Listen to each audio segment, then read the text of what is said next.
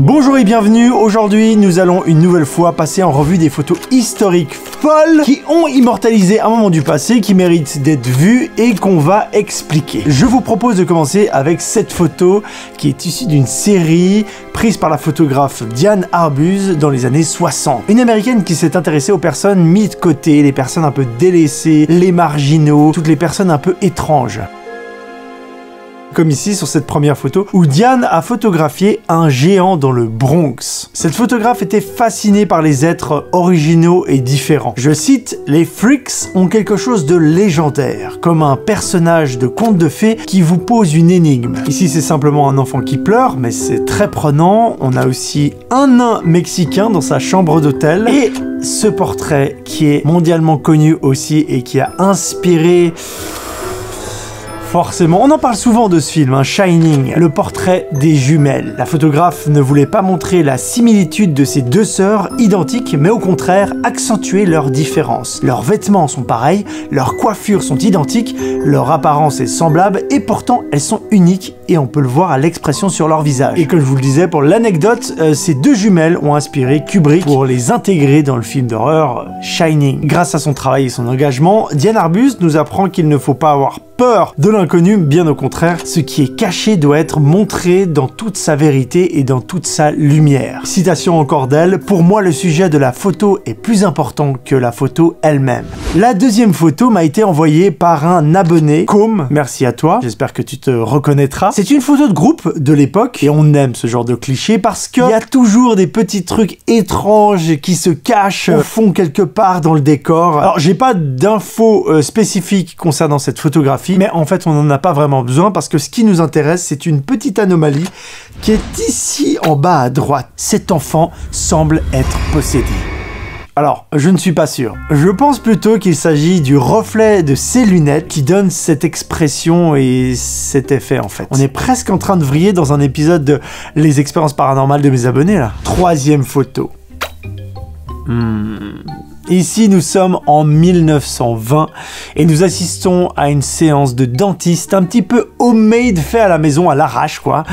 On voit la grosse pince et tout. Déjà que le dentiste, on déteste ça même quand ils ont des outils très performants, donc imaginez, ça doit pas vraiment être cool. Photographie numéro 4. Alors, celle-ci, elle représente quelque chose de très important. Il s'agit d'une photo du photographe Lewis Hine, et ce fut le premier photographe à utiliser ces clichés pour dénoncer des causes, notamment le travail des enfants aux États-Unis. Ici, il a photographié un enfant qui travaille dans une mine, et son travail a même joué un rôle ultra important dans les modifications des lois sur le travail des enfants aux États-Unis. Mais ce qui est intéressant, c'est surtout comment il procédait pour faire ces photos. C'était un petit peu inédit pour l'époque. Il faut savoir qu'avant, c'était interdit et même dangereux. On pouvait pas pénétrer comme ça n'importe où dans les mines pour, je sais pas, justement aller photographier les enfants. Il a reçu plusieurs menaces de mort. Alors ce qu'il faisait, c'est qu'il se déguisait, se faisant passer par exemple pour un inspecteur des travaux pour rentrer dans des milieux interdits et hop, il sortait son appareil photo pour prendre des clichés exceptionnels pour dénoncer. Trop intéressant l'histoire qu'il y a derrière ces photos-là.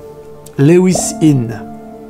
Ah, j'ai une petite série de photos avec des poupées, des trucs de ventriloquistes, avec des marionnettes. Et ça fait toujours un peu son effet, ça, je trouve. En tout cas, moi, j'adore ça. On adore ou pas? Oui, bien sûr qu'on aime. Même aujourd'hui, quand tu prends en photo une poupée, marionnette, c'est un peu flippant.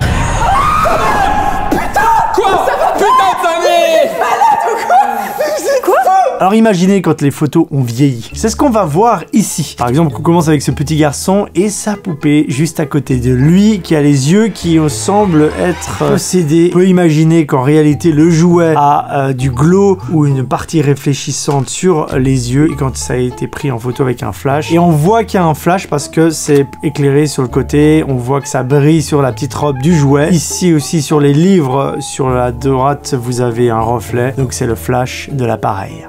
De base, la photo devait être jolie. Une femme avec toutes ses poupées. Mais avec le temps, le style de la photo et les marionnettes qui ont super mal vieilli et qui sont bien vintage, l'usure, ça fait très scène d'horreur. En réalité, c'est juste une femme avec une collection de poupées. Celle-ci, elle est monstrueuse. Elle est monstrueuse parce que le visage du gars est terrifiant. À part ça, je trouve que la poupée fait nettement moins peur que son possesseur, qui a un regard terrifiant. Il est trop bizarre, il a un masque ou quoi? Avec les dents en or qui brillent, le regard, le sourire, on dirait un faux gars. Lui-même, il ressemble à un pantin démoniaque. On revient un peu dans le présent. Je trouve que la photographie et les photos étranges ou les photos exceptionnelles se trouvent un peu dans tous les siècles. Et justement, là, on va revenir un petit peu dans nos années. Je verrai si ça vous plaît. Dans cette série, j'ai envie d'ouvrir un petit peu les horizons et de vous parler de photos un peu issues de toutes les périodes. Il y a des trucs très intéressants encore de nos années. Donc on commence calmement avec ces photos-là. Des photos prises par Spencer Tunick, qui est un photographe américain qui fout littéralement des gens à poil sur des places publiques. Peut-être que vous avez déjà vu passer ces images parce qu'elles ont fait un peu le tour du monde dans des grands magazines ou sur pas mal de reportages. Son travail est récent, mais aussi ça fait évidemment beaucoup parler parce qu'il y a des meufs et des mecs à poil. Ces clichés les plus connus sont dans des places publiques, au milieu urbain, mais il a aussi fait pas mal de choses en nature qui sont tout aussi bien. Ce qui est intéressant avec son travail, c'est qu'il y a vraiment un impact visuel. C'est le corps, en fait, les corps nus, qui créent quelque chose d'organique et d'assez fou. On reconnaît pas forcément un être humain, ça donne une espèce de forme qui envahit les espaces comme ça, un petit peu comme une texture qui une mousse ou quelque chose qui prendrait, qui est en train de bouffer le paysage et tout. C'est super fou quand même. Et c'est surtout un des seuls photographes au monde à réunir autant de gens nus comme ça. Je vous ai pas laissé assez de temps mort sur les photos qu'on a observées pour vous laisser vous imprégner et observer surtout les clichés qu'on regarde. Je le fais ici sur cette photo qui est en fait un autoportrait de Francesca Woodman. Francesca Woodman, je sais pas pourquoi je fais un accent italien bizarre. Cette photo choisie est un peu mystérieuse et fantomatique et elle me permet de vous parler de cette photographe américaine très intéressante. Je vous invite d'ailleurs à regarder les liens dans la description, j'essaierai de placer des articles pour vraiment approfondir tout ce qu'on est en train de voir sur les gens qui ont pris toutes ces photos. La majorité de ces tirages mettent en scène son corps partiellement nu et dans des environnements énigmatiques, souvent des lieux inhabités, au point que parfois ça fait vraiment très fantôme. Le sujet principal de ses œuvres, c'est son corps. Francesca, elle composait ses photographies à la manière de ces artistes féministes qui se sont défaites de représentations sexuelles de la femme. Les images de Francesca n'ont pas la beauté idéalisée par les hommes, le grain est lourd et les tirages sont en petit format, ce qui donne pas l'avantage au corps féminin. Les cadrages sont étranges. De nouveau, la composition, le cadrage, la mise en scène est très intéressante. Et si on m'avait pas expliqué que c'était des autoportraits d'une photographe, etc., il y a un côté très flippant et on ne sait pas ce qu'on regarde.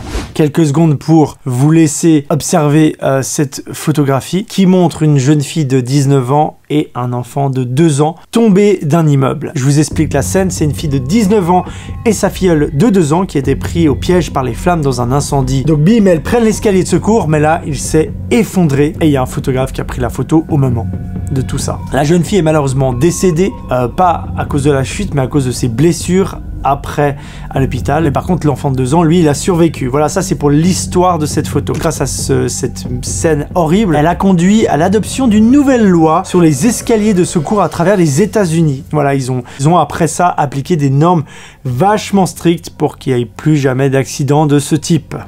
La puissance de cette photo, je l'ai choisie parce que les couleurs et je trouve ça beau et en même temps c'est assez tragique et bon, elle vaut quand même le détour et le partage dans cette série, c'est pour ça que je l'ai mise. Une scène assez surréaliste, on a presque l'impression que ça provient d'un film, mais en fait c'est une photo assez récente qui a été prise en mai 2017 au Venezuela, pardon.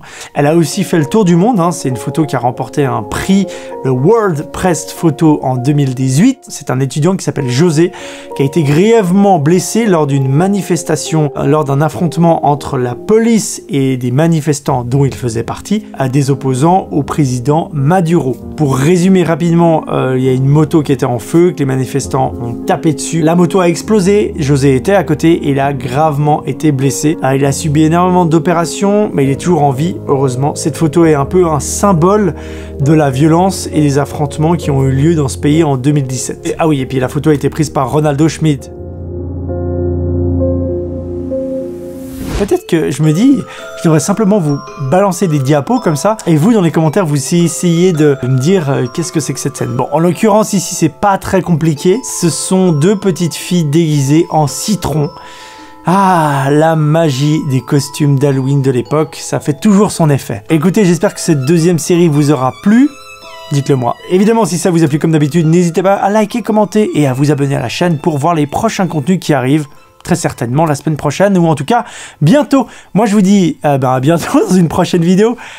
Ciao, c'était le Grand JD. Merci beaucoup de suivre la chaîne. Ciao, ciao.